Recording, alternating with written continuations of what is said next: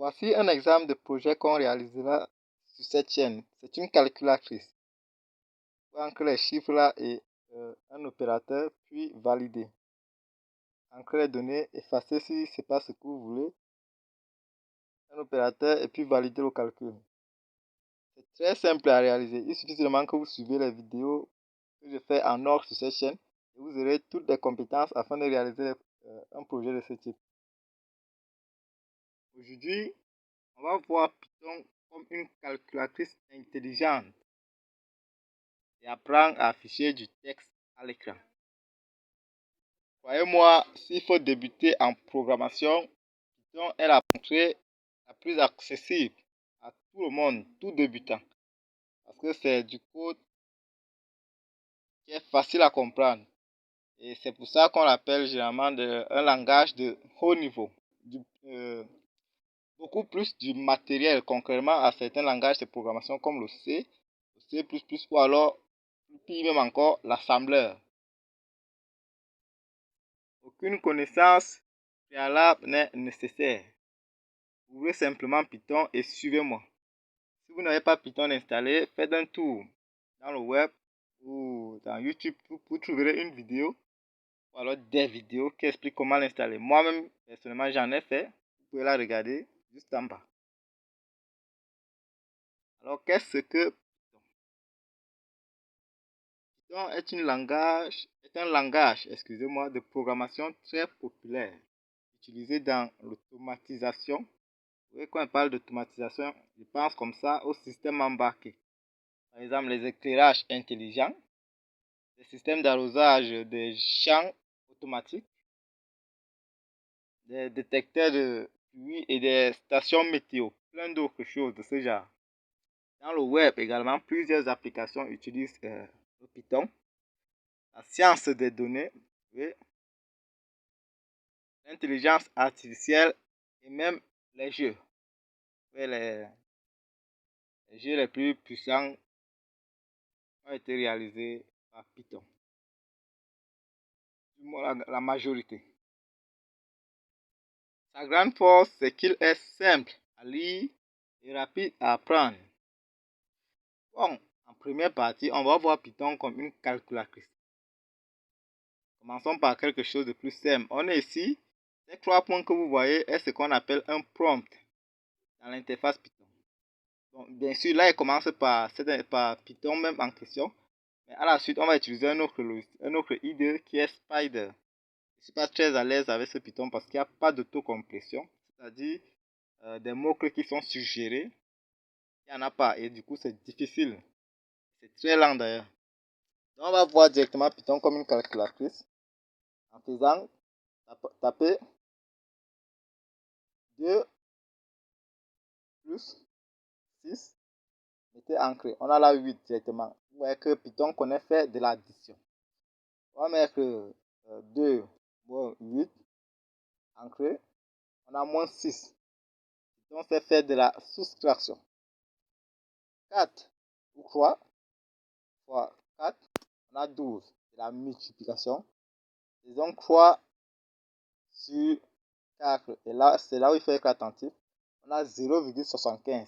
En revanche, faisons 3 sur et sur encore 4. On a 0. Arrêtons-nous d'abord ici. Le slash simple fait de la division. Il envoie le résultat, même s'il s'agit d'un nombre à virgule, un nombre décimal. Mais le double slash, c'est une division entière. Donc, ça ne renvoie que la partie entière. Ça oublie le reste qui peut occasionner des virgules. Par exemple, 3 divisé par 4, ça donne 0, la partie entière c'est 0 et donc ça renvoie 0. Testons une autre opération. On peut faire 6, mettons même 5 divisé par 2, bon, ou 65, ça donne 32,5. Reprenons le calcul 65, 2 slash 2. On a 32, dont la partie entière est mise de côté. Tout va bien. On va encore tester autre chose. Prenons 5 pourcent, 2, on a 1. Qu'est-ce qui vient de se passer? Le symbole pourcent est un opérateur arithmétique un peu particulier. Ça renvoie le reste de la division euclidienne. Par exemple, 5 divisé par 2, le résultat entier c'est 2. Et le reste de la division c'est 1. Vous pouvez faire cette division vous-même. La division euclidienne de 5 par 2 a pour reste 1. Donc cet opérateur renvoie le reste de la division euclidienne. On va encore tester 13 parfois. Là carrément il ne sait pas. 13 modulo, c'est comme ça qu'on l'appelle le modulo. C'est même le nom. 13 modulo 3. Le reste c'est 1. 13 modulo 4. Le reste est également 1. Donc 13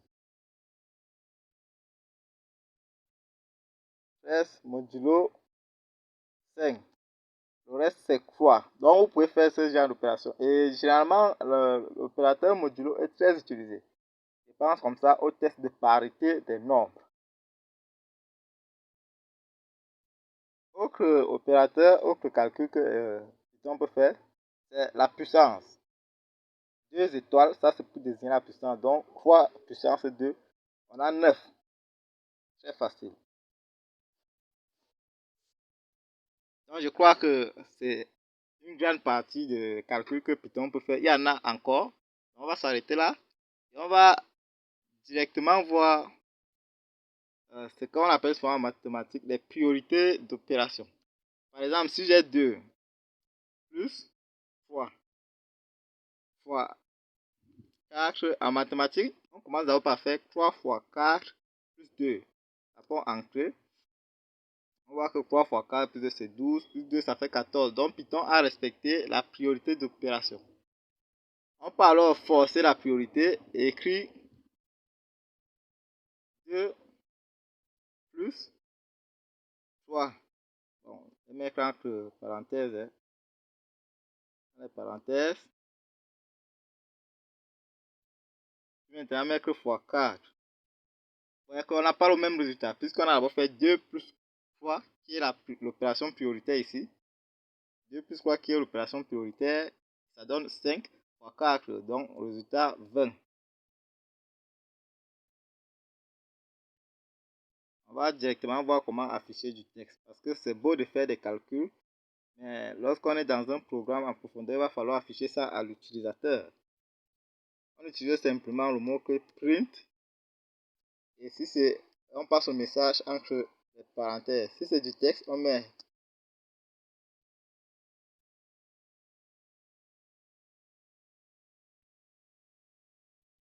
du texte qu'on va afficher, on met des guillemets et puis on affiche bonjour par exemple.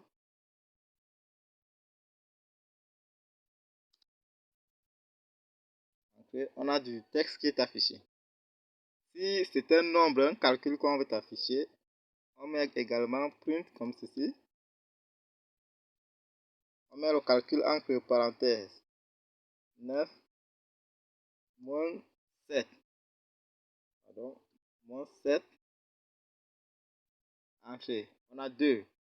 On peut afficher un texte plus un calcul, les deux en même temps.